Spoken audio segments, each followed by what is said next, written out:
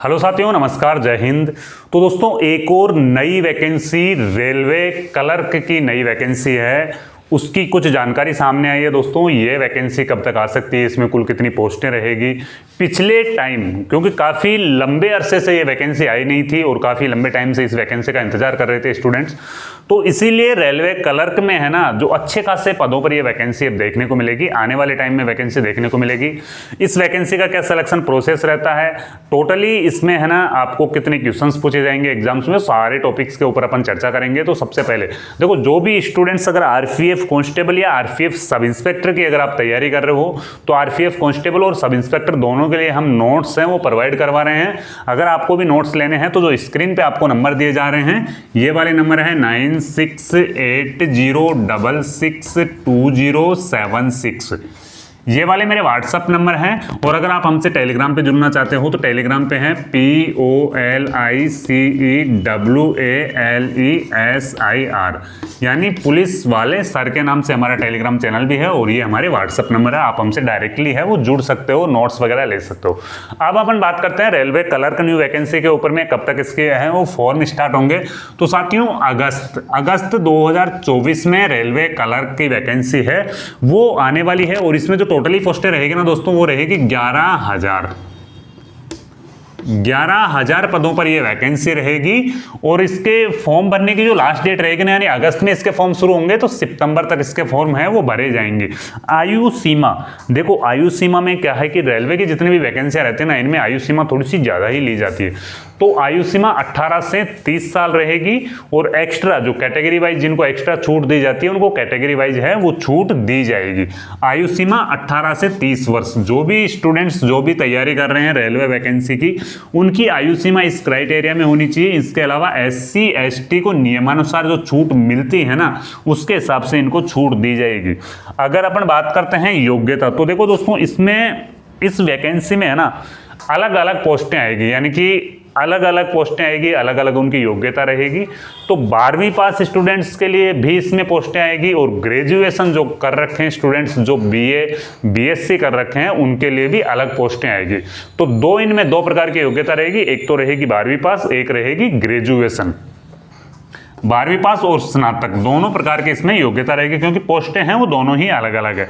अगर अपन form fees यानी form भरने में टोटली खर्चा कितना आने वाला है, तो फॉर्म भरने में आपको 500 रुपये का खर्चा आएगा जनरल, EWS और OBC वालों का। ये जो 500 रुपये का खर्चा आएगा ना, ये जनरल, EWS और OBC वालों का आएगा। और अगर महिला कैंडिडेट्स और SC ST की अपन यहाँ पे बात करते हैं, तो SC ST और महिला कैंडिडेट्स का यहाँ पे ओनली फॉर 250 रुपये खर्चा आएगा। अब देखो, ये जो 500 रुपये खर्चा आएगा ना, ये आपको वापस रिफंड भी मिलता है। सर ऐसा भी होता है कि हाँ, तो रेलवे में आजकल ऐसा सिस्टम कर रखा है, कैशबैक वाला सिस्टम इसमें कर रखा है, क्योंकि जो एग्जाम देगा ना स्टूडेंट्स, उसको 250 रुपये वापस मिल जाएंगे। काफ़ी बार ऐसा होता है कि एग्ज़ाम देने स्टूडेंट्स बहुत कम पहुंचते हैं, एग्ज़ाम देने काफ़ी स्टूडेंट्स कम पहुंचते हैं। तो इसलिए, क्योंकि एग्ज़ाम को करवाने में तो जितना अरेंजमेंट उनको करना होता है, उतना खर्चा पूरा उनको करना होता है। तो एग्ज़ाम करवाने में जो खर्चा होता है, और फिर स्टूडेंट्स है ना एग्ज़ाम देने नहीं पहुंच पाते हैं। तो इसीलिए रेलवे ने ये किया है कि भाई जो स्टूडेंट्स एग्ज़ाम दे लेगा, उसको 250 रुपये है वो वापस मिल जाएंगे।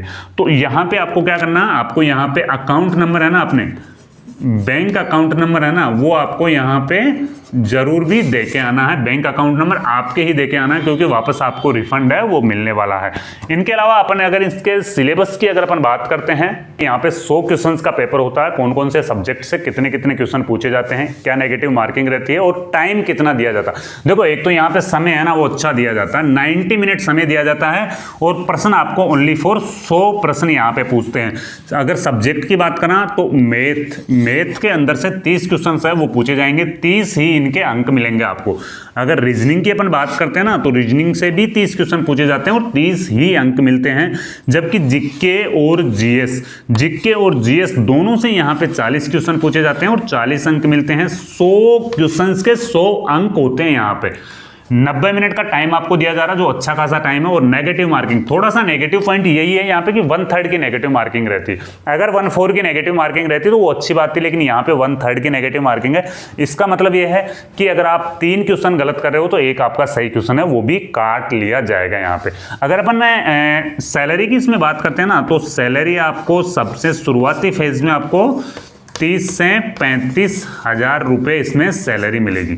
शुरुआती फेज में 30 से 35 हज़ार रुपये सैलरी मिलेगी। टीए डीए है वो सारा सब कुछ आपका हर साल इंक्रीमेंट है वो लगता रहेगा। बहुत अच्छी जॉब है, रेलवे की जॉब है। तो आप अगर इसकी तैयारी कर रहे हो और आपको अगर नोट्स चाहिए ना, तो मैं फिर से बता रहा हूँ, जो मेरे व्हाट्सअप नंबर है इन पे आपको रेलवे, आरपीएफ कांस्टेबल या रेलवे क्लर्क जिसकी भी आप तैयारी कर रहे हो वो लिख के भेजना है। आपको डेमो नोट्स है वो फ्री मिलेंगे। फिर उसके बाद में अगर आपको डेमो नोट्स अच्छे लगते हैं तो आप मेन नोट्स है वो परचेज कर सकते हो। आप घर पे बुक्स है वो बुक्स का कॉम्बो सेट भी मंगा सकते हो, हमारी बुक्स भी है। तो नोट्स की ही हमारी बुक्स है, तो आप भी सारा सब कुछ कर सकते हो। और अगर ये जानकारी आपको अच्छी लगी है तो आप वीडियो को लाइक जरूर करें। जय हिंद, वंदे मातरम।